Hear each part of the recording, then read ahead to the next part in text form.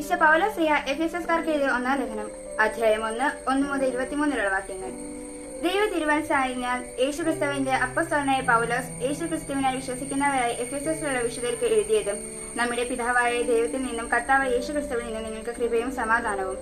സ്വർഗീയമായ എല്ലാ ആത്മീയ വരങ്ങളും യേശുക്രിസ്തുവിനാൽ നമ്മെ അനുഗ്രഹിച്ചവനും കർത്താവായ യേശുക്രിസ്തുവിന്റെ പിതാവുമായ ദൈവം സ്തുതിക്കപ്പെടാനാകട്ടെ. തന്റെ മുൻപാകെ സ്നേഹത്തിൽ പരിശുദ്ധരും നിഷ്കളങ്കരുമായിരിക്കുവാൻ ലോക സ്ഥാപനത്തിന് മുൻപേ തന്നെ അവിടുന്ന് നമ്മെ യേശുക്രിസ്തുവിൽ തെരഞ്ഞെടുത്തു.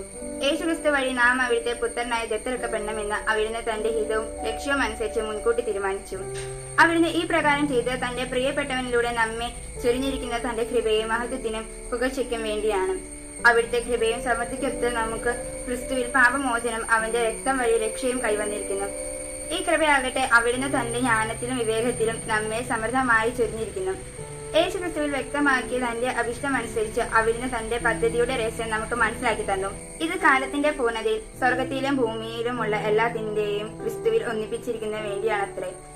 തന്റെ ഹിതമനുസരിച്ച് എല്ലാം പൂർത്തിയാക്കുന്ന അവിടുന്ന് തന്റെ പദ്ധതി അനുസരിച്ച് അവനെ മുൻകൂട്ടി തെരഞ്ഞെടുത്ത് നിയോഗിച്ചു. ഇത് ക്രിസ്തുവിൽ ആദ്യമായി പ്രത്യാശ അർപ്പിച്ച നാം അവന്റെ മഹത്വത്തിനും സ്തുതിക്കും വേണ്ടി ജീവിക്കുന്നതാണ്. രക്ഷയുടെ സദ്വാർത്തയായ സത്യത്തിന്റെ വചനം ശ്രവിക്കുകയും അവനെ വിശ്വസിക്കുകയും ചെയ്ത നിങ്ങളും വാഗ്ദാനം ചെയ്യപ്പെട്ട പരിശുദ്ധാത്മാവിന് അവനിൽ മുദ്രിതരായിരിക്കുന്നു. അവിടുത്തെ മഹത്വം പ്രകീർത്തിക്കുന്നതിനുള്ള അവകാശം നാം വീണ്ടെടുത്തു സ്വന്തമാക്കുന്നത് വരെ ആ അവകാശത്തിന്റെ അച്ചാരമാണ് ഈ പരിശുദ്ധാത്മാവ്. കർത്താവായ യേശുക്രിസ്തുവിലുള്ള നിങ്ങളുടെ വിശ്വാസത്തെയും എല്ലാ വിശുദ്ധരുടെയും നിങ്ങൾ പ്രകടിപ്പിക്കുന്ന സ്നേഹത്തെക്കുറിച്ച് കേട്ട നാൾ മുതൽ എന്റെ പ്രാർത്ഥനകളിൽ ഞാൻ അനുസ്മരിക്കുകയും നിങ്ങളെ പ്രതി ദൈവത്തിന് കൃതജ്ഞത അർപ്പിക്കുകയും ചെയ്തതിനാൽ ഞാൻ വിരമിച്ചിട്ടില്ല. നമ്മുടെ കർത്താവായ യേശുക്രിസ്തുവിന്റെ ദൈവവും മഹത്വത്തിന്റെ പിതാവുമായ ജ്ഞാനത്തിന്റെ വെളിപാടിന്റെയും ആത്മാവിനെയും നിങ്ങൾക്ക് പ്രദാനം ചെയ്തുകൊണ്ട് തന്നെ കുറിച്ചുള്ള പൂർണ്ണമായ അറിവിലേക്ക് നിങ്ങളെ നയിക്കട്ടെ.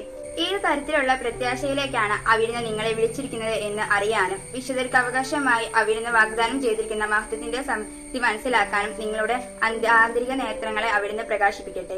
അതുവഴി അവന്റെ പ്രഭാപൂർണമായ പ്രവർത്തനത്തിന് അനുസൃതമായി വിശ്വാസികളായ നമ്മിലേക്ക് പ്രവഹിക്കുന്ന അവന്റെ അപരിമേയമായ ശക്തിയുടെ മഹനീയത എത്രമാത്രമാണെന്ന് വ്യക്തമാകട്ടെ. ക്രിസ്തുവിനെ മരിച്ചവരിൽ നിന്ന് ഉയർപ്പിക്കാനും സ്വർഗത്തിൽ അവിടുത്തെ വലതുവശത്ത് ഇരുത്തുകയും ചെയ്തപ്പോൾ അവനിൽ പ്രവർത്തിച്ചത് ഈ ശക്തിയാണ്. അങ്ങനെ ഈ യുഗത്തിലും വരുവാനിരിക്കുന്ന യുഗത്തിലും എല്ലാ ആധിപത്യങ്ങൾക്കും അധികാരങ്ങൾക്കും ശക്തികൾക്കും പ്രഭുത്വങ്ങൾക്കും അറിയപ്പെടുന്ന എല്ലാ നാമങ്ങൾക്കും ഉപരി അവനെ ദുഷ്ടനാക്കി. അവിടുന്ന് എല്ലാ വസ്തുക്കളെയും അവന്റെ പാദങ്ങൾക്ക് കീഴിലാക്കുകയും എല്ലാത്തിന്റെ മുകളിൽ അവനെ സഭയ്ക്ക് തലവനായി നിയമിക്കുകയും ചെയ്തു. സഭ അവന്റെ ശരീരമാണ്. എല്ലാ വസ്തുക്കളും സകലം പൂർത്തിയാക്കുന്ന അവന്റെ പൂർണ്ണതയുമാണ്. വിശുദ്ധ പൗലോസ് എഫെസോസ്കാർക്ക് എഴുതിയ 1-ാം ലേഖനത്തിലുള്ള ചോദ്യോത്തരങ്ങൾ. ആദ്യത്തെ ചോദ്യം: